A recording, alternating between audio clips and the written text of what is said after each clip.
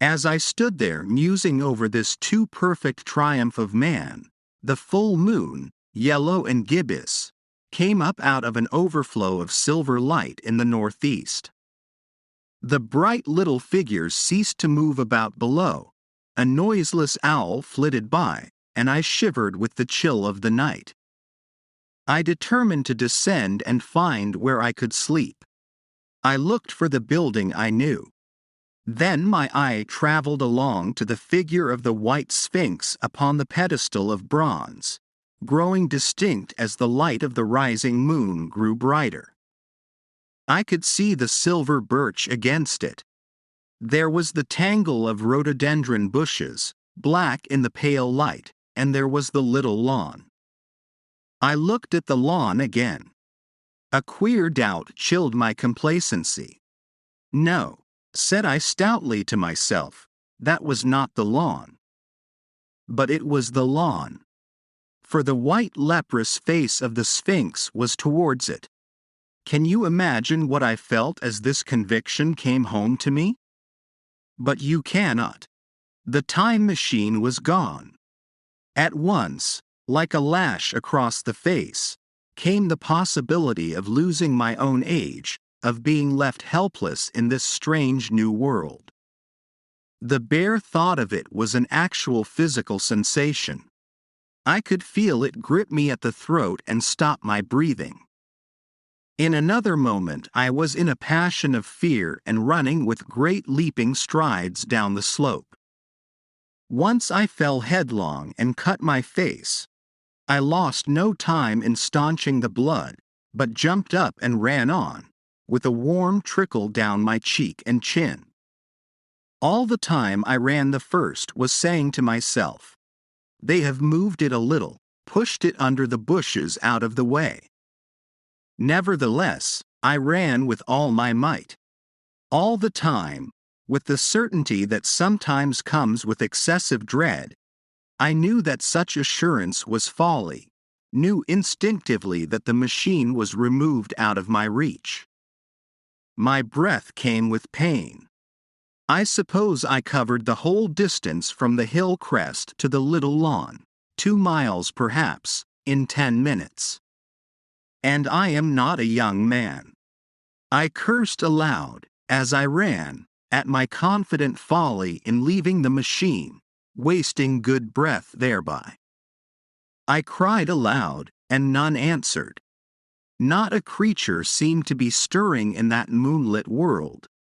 When I reached the lawn, my worst fears were realized.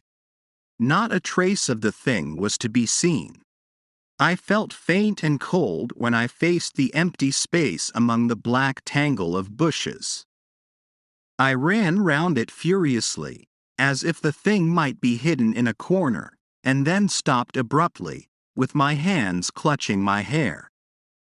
Above me towered the Sphinx, upon the bronze pedestal, white, shining, leprous, in the light of the rising moon. It seemed to smile in mockery of my dismay. I might have consoled myself by imagining the little people had put the mechanism in some shelter for me, had I not felt assured of their physical and intellectual inadequacy. That is what dismayed me, the sense of some hitherto unsuspected power, through whose intervention my invention had vanished. Yet, for one thing I felt assured. Unless some other age had produced its exact duplicate, the machine could not have moved in time. The attachment of the levers, I will show you the method later, prevented anyone from tampering with it in that way when they were removed. It had moved, and was hid, only in space. But then, where could it be? I think I must have had a kind of frenzy. I remember running violently in and out among the moonlit bushes all round the Sphinx, and startling some white animal that, in the dim light, I took for a small deer. I remember, too, late that night, beating the bushes with my clenched fist until my knuckles were gashed and bleeding from the broken twigs. Then, Sobbing and raving in my anguish of mind, I went down to the great building of stone. The big hall was dark, silent, and deserted. I slipped on the uneven floor and fell over one of the malachite tables, almost breaking my shin. I lit a match and went on past the dusty curtains, of which I have told you. There I found a second great hall covered with cushions, upon which, perhaps, a score or so of the little people were sleeping. I have no doubt they found my second appearance strange enough, coming suddenly out of the quiet darkness with inarticulate noises and the splutter and flare of a match. For they had forgotten about matches. "Where is my time machine?" I began, bawling like an angry child, laying hands upon them and shaking them up together. It must have been very queer to them. Some laughed. Most of them looked sorely frightened. When I saw them standing round me, it came into my head that I was doing as foolish a thing as it was possible for me to do under the circumstances, in trying to revive the sensation of fear. For, reasoning from their daylight behavior, I thought that fear must be forgotten. Abruptly, I dashed down the match, and, knocking one of the people over in my course, went blundering across the big dining hall again, out under the moonlight. I heard cries of terror and their little feet running and stumbling this way and that. I do not remember all I did as the moon crept up the sky. I suppose it was the unexpected nature of my loss that maddened me. I felt hopelessly cut off from my own kind, a strange animal in an unknown world. I must have raved to and fro, screaming and crying upon God and fate. I have a memory of horrible fatigue, as the long night of despair wore away, of looking in this impossible place and that, of groping among moonlit ruins and touching strange creatures in the black shadows, at last, of lying on the ground near the Sphinx and weeping with absolute wretchedness. I had nothing left but misery.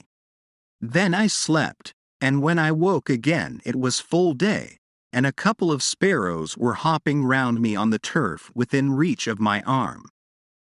I sat up in the freshness of the morning, trying to remember how I had got there, and why I had such a profound sense of desertion and despair. Then things came clear in my mind. With the plain, reasonable daylight, I could look my circumstances fairly in the face. I saw the wild folly of my frenzy overnight, and I could reason with myself. Suppose the worst? I said. Suppose the machine altogether lost, perhaps destroyed? It behoves me to be calm and patient, to learn the way of the people, to get a clear idea of the method of my loss, and the means of getting materials and tools, so that in the end, perhaps, I may make another. That would be my only hope, perhaps, but better than despair. And, after all, it was a beautiful and curious world.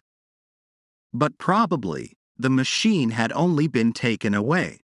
Still, I must be calm and patient, find its hiding place, and recover it by force or cunning. And with that I scrambled to my feet and looked about me, wondering where I could bathe. I felt weary, stiff, and travel-soiled. The freshness of the morning made me desire an equal freshness. I had exhausted my emotion. Indeed, as I went about my business, I found myself wondering at my intense excitement overnight. I made a careful examination of the ground about the little lawn. I wasted some time in futile questionings, conveyed, as well as I was able, to such of the little people as came by. They all failed to understand my gestures. Some were simply stolid, some thought it was a jest and laughed at me. I had the hardest task in the world to keep my hands off their pretty laughing faces. It was a foolish impulse, but the devil begotten of fear and blind anger was ill-curbed and still eager to take advantage of my perplexity. The turf gave better counsel. I found a groove ripped in it, about midway between the pedestal of the Sphinx and the marks of my feet where, on arrival, I had struggled with the overturned machine. There were other signs of removal about, with queer narrow footprints like those I could imagine made by a sloth. This directed my closer attention to the pedestal. It was, as I think I have said, of bronze. It was not a mere block, but highly decorated with deep-framed panels on either side. I went and rapped at these. The pedestal was hollow.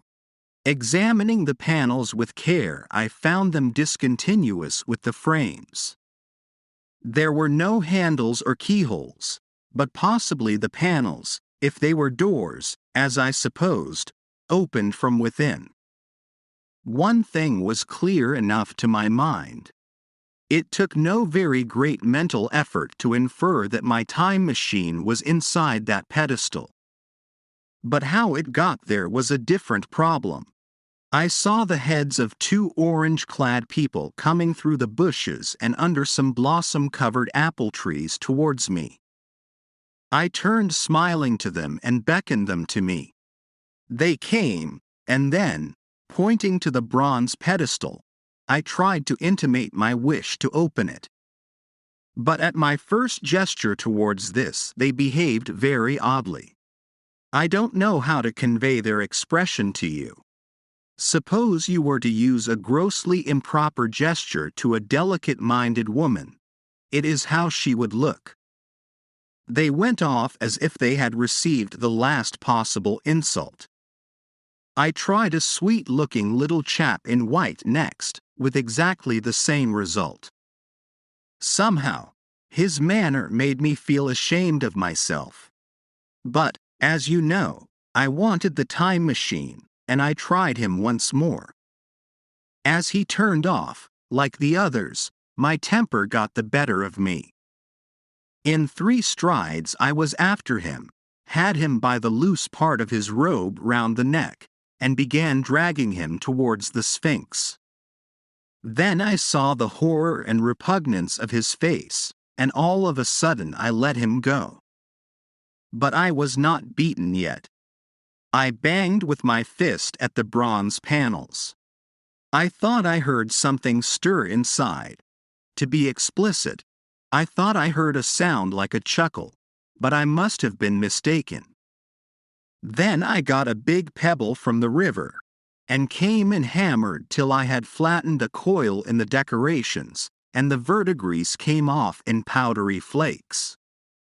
The delicate little people must have heard me hammering in gusty outbreaks a mile away on either hand, but nothing came of it.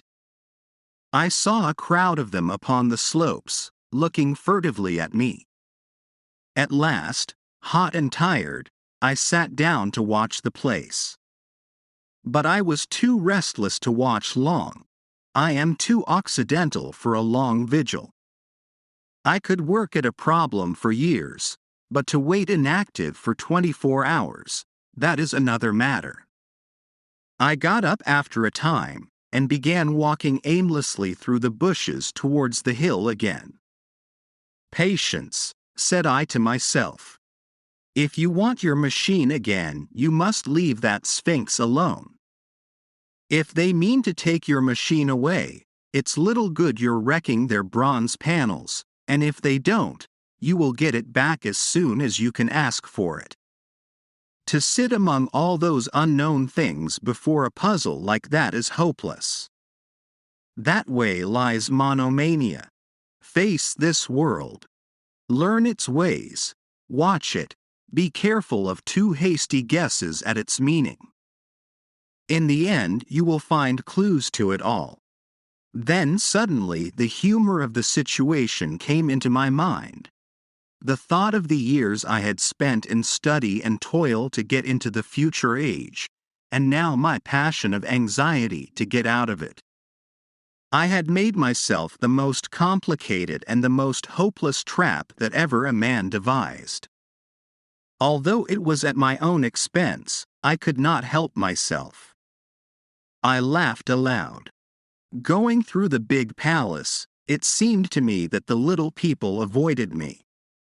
It may have been my fancy, or it may have had something to do with my hammering at the gates of bronze. Yet I felt tolerably sure of the avoidance. I was careful, however, to show no concern and to abstain from any pursuit of them, and in the course of a day or two things got back to the old footing. I made what progress I could in the language, and in addition I pushed my explorations here and there. Either I missed some subtle point or their language was excessively simple, almost exclusively composed of concrete substantives and verbs. There seemed to be few, if any, abstract terms or little use of figurative language.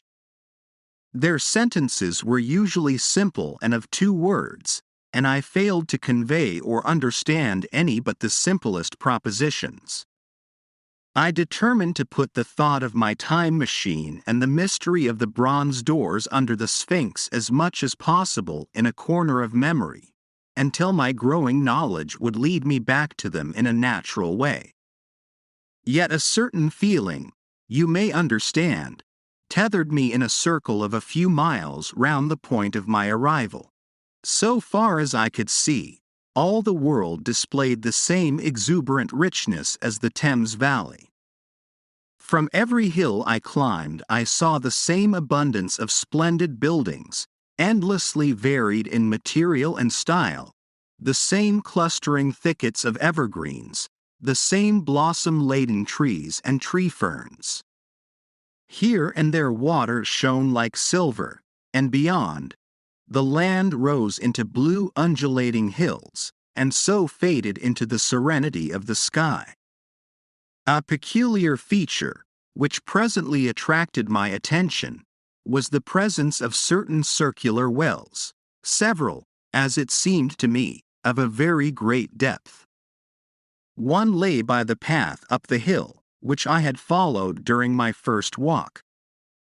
Like the others, it was rimmed with bronze, curiously wrought, and protected by a little cupola from the rain. Sitting by the side of these wells, and peering down into the shafted darkness, I could see no gleam of water, nor could I start any reflection with a lighted match. But in all of them I heard a certain sound, a thud, thud, thud, like the beating of some big engine. And I discovered, from the flaring of my matches, that a steady current of air set down the shafts. Further, I threw a scrap of paper into the throat of one, and, instead of fluttering slowly down, it was at once sucked swiftly out of sight. After a time, too, I came to connect these wells with tall towers standing here and there upon the slopes. For above them there was often just such a flicker in the air as one sees on a hot day above a sun-scorched beach. Putting things together, I reached a strong suggestion of an extensive system of subterranean ventilation, whose true import it was difficult to imagine. I was at first inclined to associate it with the sanitary apparatus of these people. It was an obvious conclusion, but it was absolutely wrong. And here I must admit that I learned very little of drains and bells and modes of conveyance, and the like conveniences, during my time in this real future. In some of these visions of utopias and coming times which I have read, there is a vast amount of detail about building, and social arrangements, and so forth. But while such details are easy enough to obtain when the whole world is contained in one's imagination, they are altogether inaccessible to a real traveler amid such realities as I found here. Conceive the tale of London which a Negro, fresh from Central Africa, would take back to his tribe. What would he know of railway companies, of social movements, of telephone and telegraph wires, of the parcels delivery company, and postal orders and the like? Yet we, at least, should be willing enough to explain these things to him. And even of what he knew, how much could he make his untraveled friend either apprehend or believe? Then, think how narrow the gap between a Negro and a white man of our own times, and how wide the interval between myself and these of the Golden Age. I was sensible of much which was unseen, and which contributed to my comfort, but save for a general impression of automatic organization, I fear I can convey very little of the difference to your mind. In the matter of sepulture, for instance, I could see no signs of crematoria nor anything suggestive of tombs. But it occurred to me that, possibly, there might be cemeteries or crematoria somewhere beyond the range of my explorings. This, again, was a question I deliberately put to myself, and my curiosity was at first entirely defeated upon the point. The thing puzzled me, and I was led to make a further remark, which puzzled me still more, that aged and infirm among this people there were none.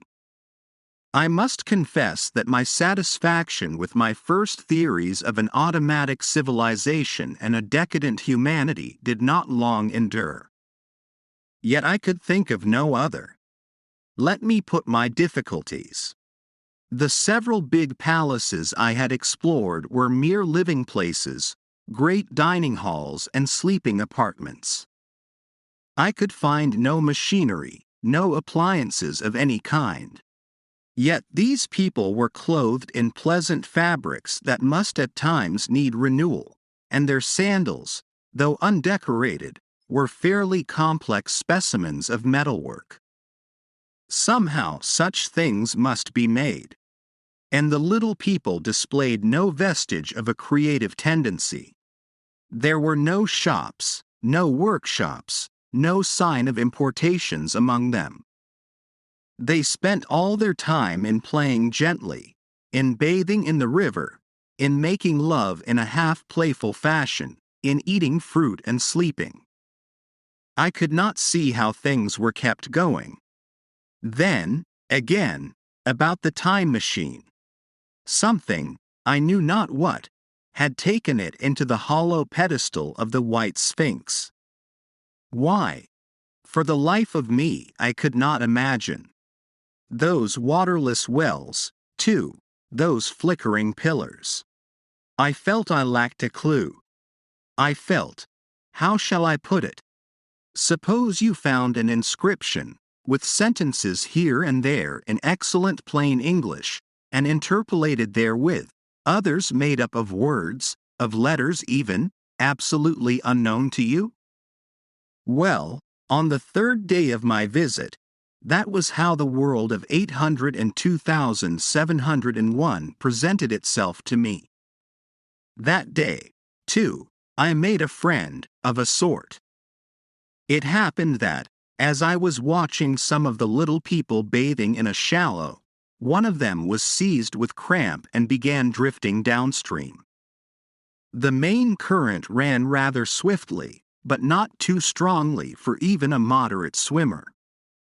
It will give you an idea, therefore, of the strange deficiency in these creatures, when I tell you that none made the slightest attempt to rescue the weakly crying little thing which was drowning before their eyes. When I realized this, I hurriedly slipped off my clothes, and, wading in at a point lower down, I caught the poor mite and drew her safe to land. A little rubbing of the limbs soon brought her round, and I had the satisfaction of seeing she was all right before I left her.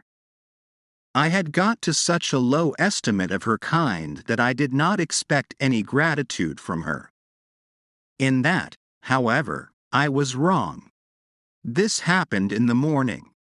In the afternoon I met my little woman, as I believe it was, as I was returning towards my center from an exploration, and she received me with cries of delight and presented me with a big garland of flowers, evidently made for me and me alone. The thing took my imagination. Very possibly I had been feeling desolate. At any rate, I did my best to display my appreciation of the gift. We were soon seated together in a little stone arbor, engaged in conversation, chiefly of smiles. The creature's friendliness affected me exactly as a child's might have done. We passed each other flowers, and she kissed my hands. I did the same to hers. Then I tried talk, and found that her name was Weena, which, though I don't know what it meant, somehow seemed appropriate enough. That was the beginning of a queer friendship which lasted a week, and ended, as I will tell you. She was exactly like a child. She wanted to be with me always. She tried to follow me everywhere, and on my next journey out and about it went to my heart to tire her down, and leave her at last, exhausted and calling after me rather plaintively. But the problems of the world had to be mastered. I had not, I said to myself, come into the future to carry on a miniature flirtation. Yet her distress when I left her was very great. Her expostulations at the parting were sometimes frantic, and I think, altogether, I had as much trouble as comfort from her devotion. Nevertheless, she was, somehow, a very great comfort. I thought it was mere childish affection that made her cling to me. Until it was too late, I did not clearly know what I had inflicted upon her when I left her. Nor until it was too late did I clearly understand what she was to me. For, by merely seeming fond of me, and showing in her weak, futile way that she cared for me, the little doll of a creature presently gave my return to the neighborhood of the white sphinx almost the feeling of coming home, and I would watch for her tiny figure of white and gold so soon as I came over the hill. It was from her, too, that I learned that fear had not yet left the world. She was fearless enough in the daylight, and she had the oddest confidence in me. For once, in a foolish moment, I made threatening grimaces at her, and she simply laughed at them. But she dreaded the dark, dreaded shadows, dreaded black things. Darkness to her was the one thing dreadful. It was a singularly passionate emotion, and it set me thinking and observing. I discovered then, among other things, that these little people gathered into the great houses after dark, and slept in droves. To enter upon them without a light was to put them into a tumult of apprehension.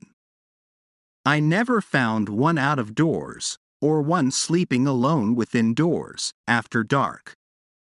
Yet I was still such a blockhead that I missed the lesson of that fear, and in spite of Weena's distress I insisted upon sleeping away from these slumbering multitudes. It troubled her greatly, but in the end her odd affection for me triumphed, and for 5 of the nights of our acquaintance, including the last night of all, she slept with her head pillowed on my arm. But my story slips away from me as I speak of her. It must have been the night before her rescue that I was awakened about dawn. I had been restless, dreaming most disagreeably that I was drowned, and that sea anemones were feeling over my face with their soft palps. I woke with a start, and with an odd fancy that some grayish animal had just rushed out of the chamber. I tried to get to sleep again, but I felt restless and uncomfortable. It was that dim gray hour when things are just creeping out of darkness, when everything is colorless and clear-cut and yet unreal. I got up, and went down into the great hall, and so out upon the flagstones in front of the palace. I thought I would make a virtue of necessity, and see the sunrise. The moon was setting, and the dying moonlight and the first pallor of dawn were mingled in a ghastly half-light. The bushes were inky black, the ground a somber gray, the sky colorless and cheerless. And up the hill I thought I could see ghosts. There several times, as I scanned the slope, I saw white figures. Twice I fancied I saw a solitary white, ape-like creature running rather quickly up the hill, and once near the ruins I saw a leash of them carrying some dark body. They moved hastily. I did not see what became of them. It seemed that they vanished among the bushes. The dawn was still indistinct, you must understand. I was feeling that chill, uncertain, early morning feeling you may have known. I doubted my eyes. As the eastern sky grew brighter, and the light of the day came on and its vivid coloring returned upon the world once more, I scanned the view keenly. But I saw no vestige of my white figures. They were mere creatures of the half-light. They must have been ghosts, I said. I wonder whence they dated. For a queer notion of Grant Allen's came into my head and amused me. If each generation die and leave ghosts, he argued, the world at last will get overcrowded with them. On that theory they would have grown innumerable some 800,000 years hence, and it was no great wonder to see 4 at once. But the jest was unsatisfying, and I was thinking of these figures all the morning, until Weena's rescue drove them out of my head. I associated them in some indefinite way with the white animal I had startled in my first passionate search for the time machine. But Weena was a pleasant substitute. Yet all the same, they were soon destined to take far deadlier possession of my mind. I think I have said how much hotter than our own was the weather of this golden age. I cannot account for it. It may be that the sun was hotter, or the earth nearer the sun. It is usual to assume that the sun will go on cooling steadily in the future. But people, unfamiliar with such speculations as those of the younger Darwin, forget that the planets must ultimately fall back one by one into the parent body. As these catastrophes occur, the sun will blaze with renewed energy, and it may be that some inner planet had suffered this fate. Whatever the reason, the fact remains that the sun was very much hotter than we know it. Well, one very hot morning, my 4th, I think, as I was seeking shelter from the heat and glare in a colossal ruin near the great house where I slept and fed, there happened this strange thing. Clambering among these heaps of masonry, I found a narrow gallery, whose end and side windows were blocked by fallen masses of stone. By contrast with the brilliancy outside, it seemed at first impenetrably dark to me. I entered it groping, for the change from light to blackness made spots of color swim before me. Suddenly I halted spellbound. A pair of eyes, luminous by reflection against the daylight without, was watching me out of the darkness. The old instinctive dread of wild beasts came upon me. I clenched my hands and steadfastly looked into the glaring eyeballs. I was afraid to turn. Then the thought of the absolute security in which humanity appeared to be living came to my mind. And then I remembered that strange terror of the dark. Overcoming my fear to some extent, I advanced a step and spoke. I will admit that my voice was harsh and ill-controlled. I put out my hand and touched something soft. At once the eyes darted sideways, and something white ran past me.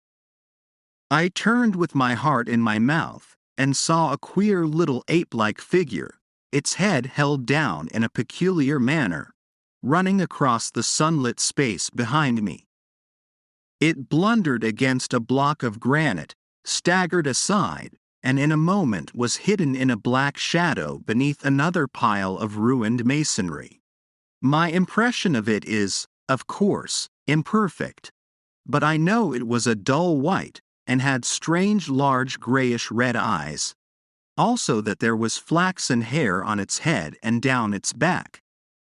But, as I say, it went too fast for me to see distinctly.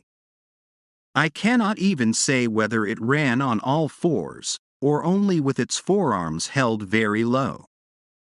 After an instant's pause, I followed it into the second heap of ruins.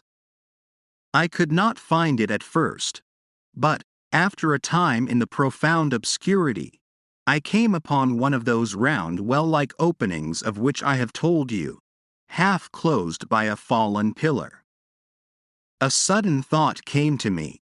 Could this thing have vanished down the shaft? I lit a match, and, looking down, I saw a small, white, moving creature, with large bright eyes which regarded me steadfastly as it retreated. It made me shudder. It was so like a human spider. It was clambering down the wall, and now I saw for the first time a number of metal foot and hand rests forming a kind of ladder down the shaft. Then the light burned my fingers and fell out of my hand, going out as it dropped, and when I had lit another, the little monster had disappeared. I do not know how long I sat peering down that well. It was not for some time that I could succeed in persuading myself that the thing I had seen was human.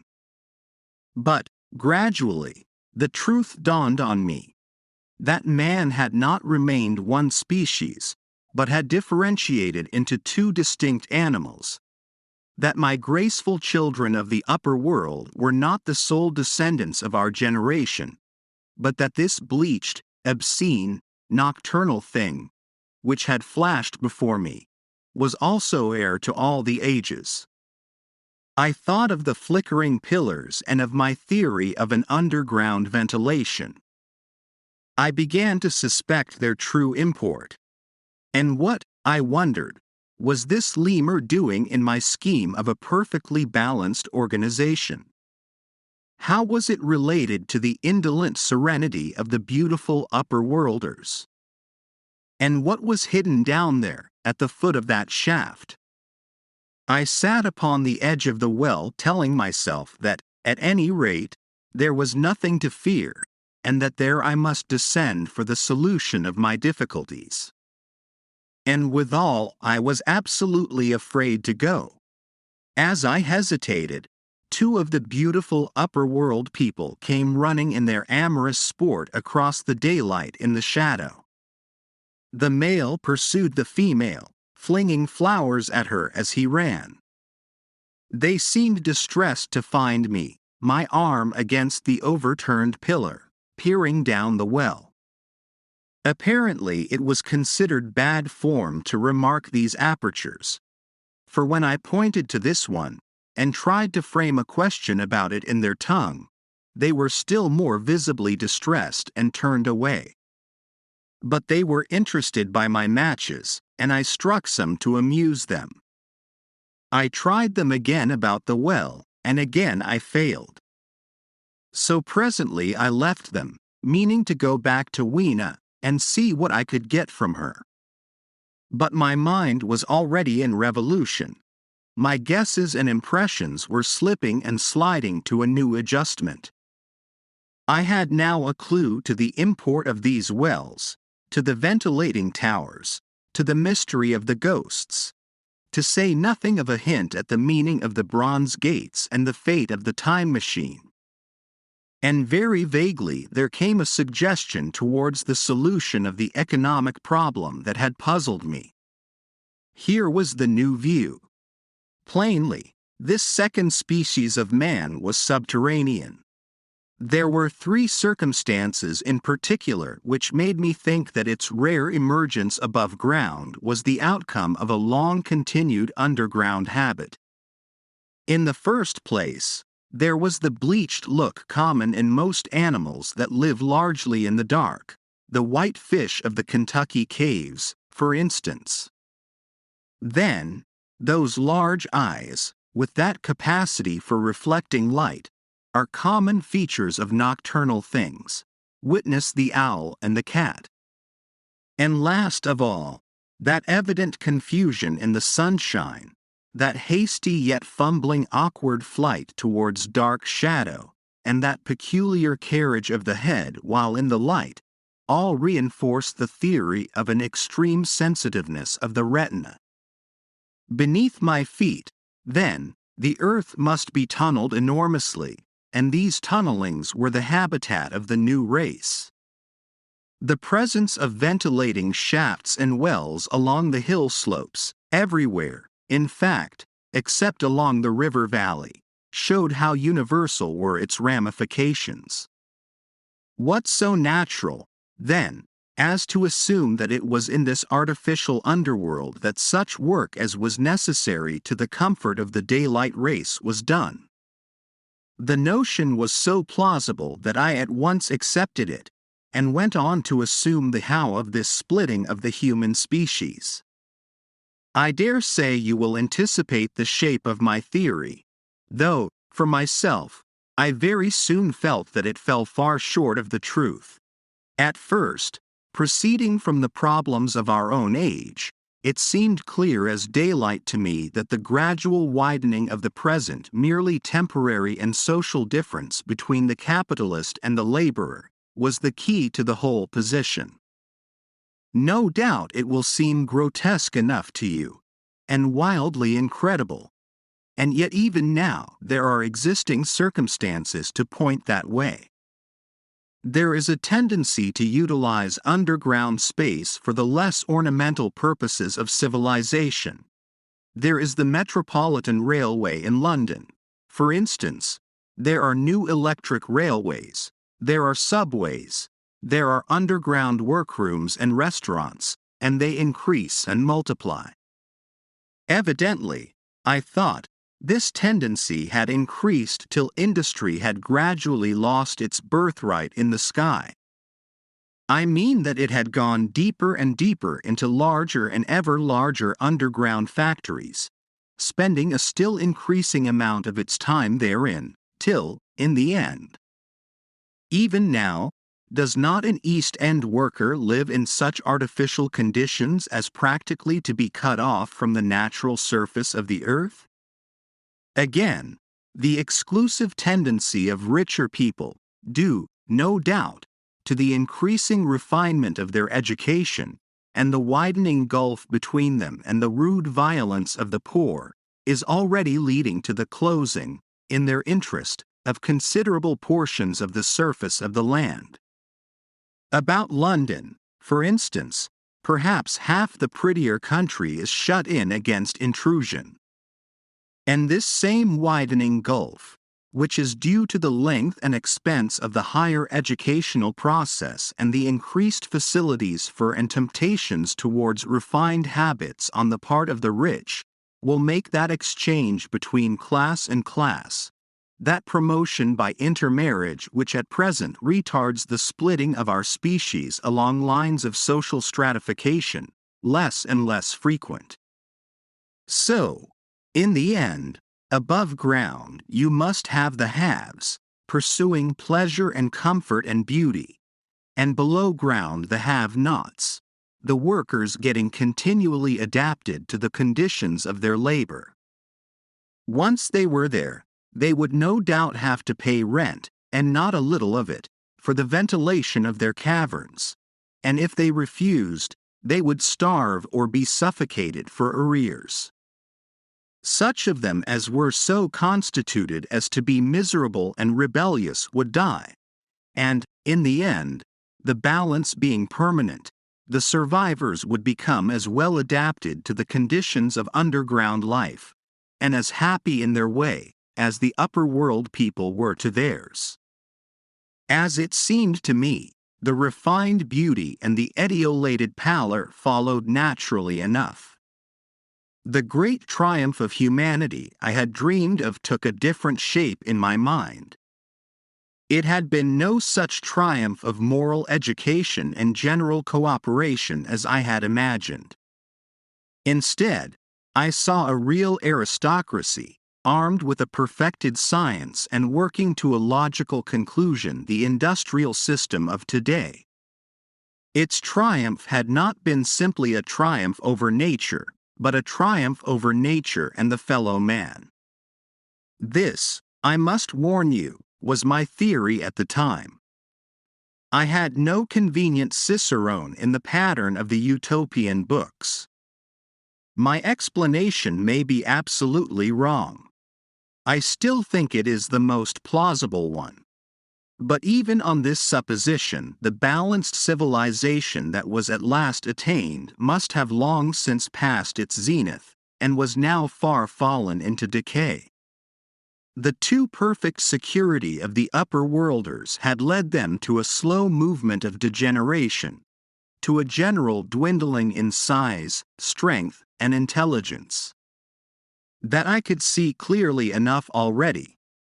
What had happened to the undergrounders I did not yet suspect, but from what I had seen of the Morlocks, that, by the by, was the name by which these creatures were called. I could imagine that the modification of the human type was even far more profound than among the Eloi, the beautiful race that I already knew. Then came troublesome doubts. Why had the Morlocks taken my time machine?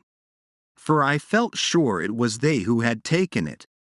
Why, too, if the Eloi were masters, could they not restore the machine to me? And why were they so terribly afraid of the dark? I proceeded, as I have said, to question Weena about this underworld, but here again I was disappointed. At first she would not understand my questions, and presently she refused to answer them. She shivered as though the topic was unendurable. And when I pressed her, perhaps a little harshly, she burst into tears. They were the only tears, except my own, I ever saw in that golden age. When I saw them I ceased abruptly to trouble about the Morlocks, and was only concerned in banishing these signs of the human inheritance from Weena's eyes. And very soon she was smiling and clapping her hands, while I solemnly burned a match.